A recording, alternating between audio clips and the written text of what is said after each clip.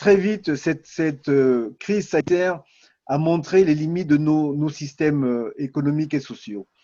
Que ce soit les mesures barrières qui ont été prises et mises en place par les gouvernements africains, d'ailleurs à la suite des mesures prises ici dans le reste du monde, on s'est aperçu que l'Afrique était imparée. Donc l'appréciation, la première conséquence de cette crise, c'est qu'elle a bouleversé tous nos systèmes de valeurs. Et ça, il faut le dire. Et d'ailleurs, les intellectuels qui ont fait la première tribune sur la crise l'ont dit clairement. C'est une crise qui bouleverse tous les systèmes de valeurs actuels de l'Afrique, qui provoque ce qu'ils appellent une disruption sociale, que ce soit en termes de cohésion sociale, que ce soit en termes de vie quotidienne. Les mesures telles que la distanciation sociale, les mesures et on va y arriver plus tard, les mesures d'hygiène même, quotidiennes qui demandent qui sont exigées pour juguler la pandémie, sont des mesures qui aujourd'hui, elles s'adaptent mieux, mais au début, ne s'adaptaient pas à la vie quotidienne, au mode de vie des Africains.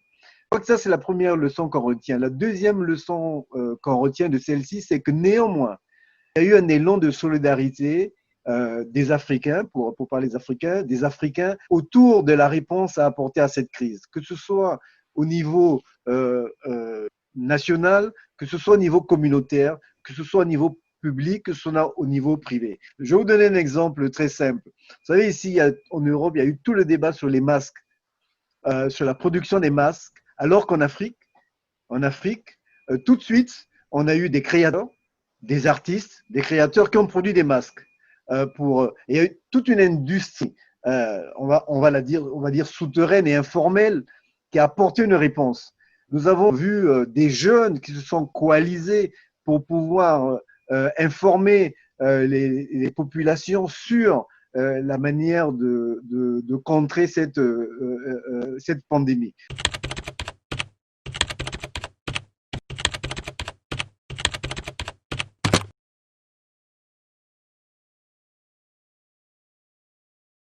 La première mesure que nous avons tous vécue contre cette crise, pour réguler cette crise, ça a été la fermeture des écoles, des établissements scolaires. Et cette fermeture, ces endroits de promiscuité, alors en Afrique, on peut parler aussi de marchés, des places publiques, des rassemblements familiaux. Mais pour protéger nos générations futures, nos enfants, évidemment, et on a été obligé, les gouvernements, les pouvoirs publics ont été obligés de fermer les établissements scolaires. Une statistique mondiale aujourd'hui révèle que c'est plus d'1 milliard d'enfants n'ont plus accès à une quelconque forme d'éducation avec la fermeture des écoles. En Afrique, on estime à peu près à 300 ou plus millions d'enfants qui n'ont plus été scolarisés, et encore plus quand on va en milieu rural ou dans les zones défavorisées urbaines, où déjà le système éducatif est fortement éprouvé. La crise est venue révéler nos fragilités, est venue révéler, mettre à jour la difficulté de nos systèmes éducatifs. Premier point pour l'éducation. La culture, vous savez, c'est le secteur qui contribue aujourd'hui, même si on l'ignore souvent, à plus de % au PIB des pays, à la richesse nationale. En Afrique, on a très peu de statistiques sur la contribution matérielle et économique de la culture, de la richesse, mais on peut le voir au jour le jour avec les créateurs, les artistes, que ce soit dans la musique, que ce soit dans le design, etc. Cette industrie culturelle qui vit aujourd'hui, qui vit en Afrique et dans certains pays avec force. Quand on parle par exemple de l'industrie cinématographique au Nigeria, télévisuelle en Côte d'Ivoire, en Afrique de l'Ouest, par exemple, il y a toute une industrie culturelle qui vit. Mais elle vit comment? Elle vit, pour ainsi dire, en marge de l'économie formelle. C'est ce qu'on appelle l'économie informelle. Et là, cette crise a fortement frappé, et je vous dirai comment l'ESCO y a répondu, a fortement frappé notamment nos artistes. Parce que n'ayant plus les bouchées nécessaires pour vendre leurs produits, déjà dans un marché qui est instable structurellement, n'ayant plus les espaces d'exhibition, que ce soit les galeries fermées, les événements qui ont été reportés ou annulés, les événements culturels, je veux dire. Et ce sont donc un manque de revenus énorme pour cette économie.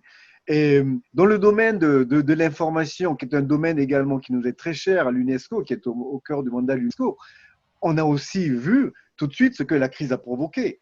Et ça, avec les réseaux sociaux, que ce soit la mésinformation, la désinformation, ou ce qu'on appelle dans le jargon populaire les fake news. On a vu combien, vous et moi, on pouvait guérir du Covid en 10 minutes. On avait toutes les solutions prêtes à l'africaine, bien sûr. Est-ce qu'elles ont marché, est-ce qu'elles ne marchaient pas? Mais en tout cas, l'interprétation, on va dire aujourd'hui, fausse du Covid-19 est un phénomène qui a explosé dans les réseaux sociaux. Et là, il a fallu mener des actions de sensibilisation auprès des populations, même des pouvoirs publics, pour faire en sorte qu'on retrouve la vraie signification de cette pandémie.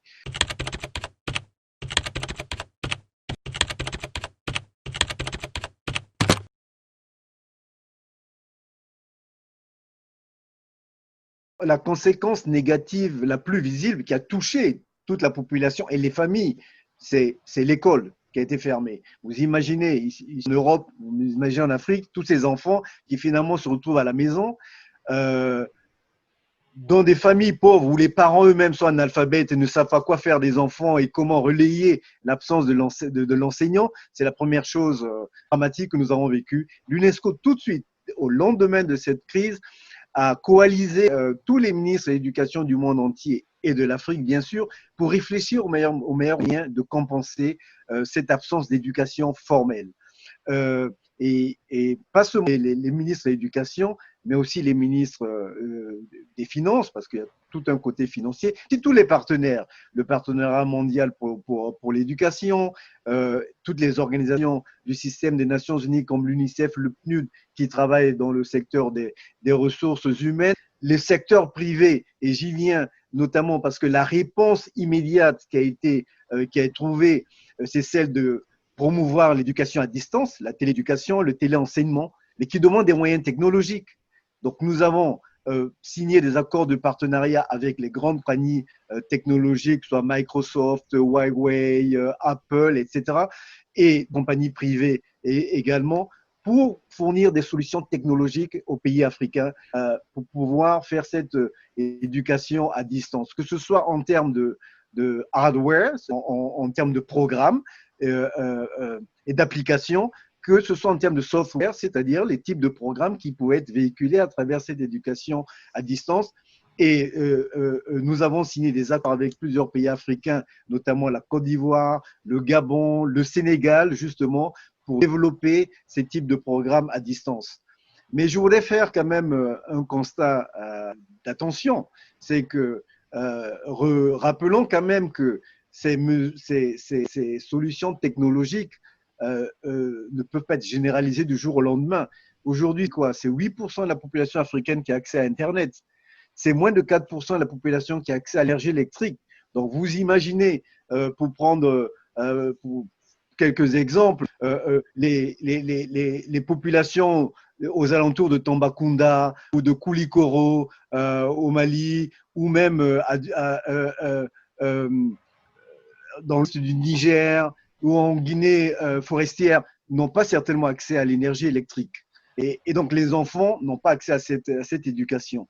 Donc, il y a un effort d'imagination qui a été fait en utilisant également les radios communautaires ou les moyens traditionnels de communication qui étaient beaucoup plus accessibles, qui sont beaucoup plus accessibles à ces populations. Et d'ailleurs, on ne parle pas seulement de milieu rural, on parle aussi des zones périurbaines en Afrique, où vous avez toute une population qui n'a pas accès à l'électricité, et ne parlons pas des délestages, etc., qui surviennent très fréquemment chez nous. Donc, les défis sont énormes. La solution, elle est là, elle est idéale, mais il y a tout un certain nombre de défis à relever.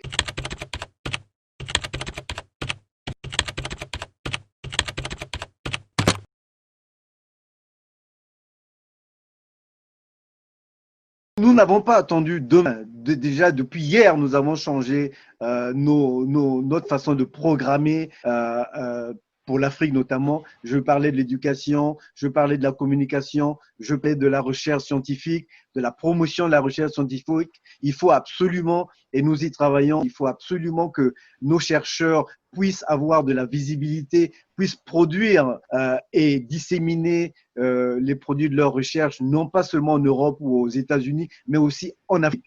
L'Afrique aujourd'hui contribue pour 2-3% seulement de la recherche scientifique, ce qui est peu.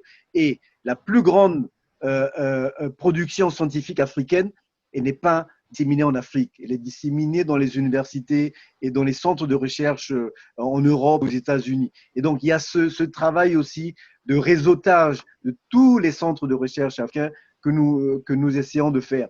Et pour revenir à l'éducation, notre programmation, elle tient compte des conséquences de Covid-19. C'est très certainement le téléenseignement, l'éducation à distance sera une partie centrale de nos interventions auprès des gouvernements africains. La culture, nous avons lancé un grand programme qui s'appelle Resiliart, résilience et art, pour pouvoir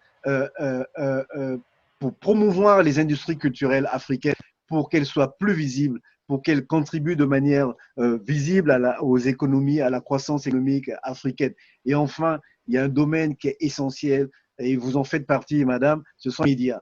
Les médias, on le sait, en temps de crise, véhiculent toutes sortes d'informations. Il y a une question d'éthologie, il y a une question de formation, très certainement. Ce n'est peut-être pas de mauvaise foi, mais il y a une question de former les journalistes à la recherche de la bonne information.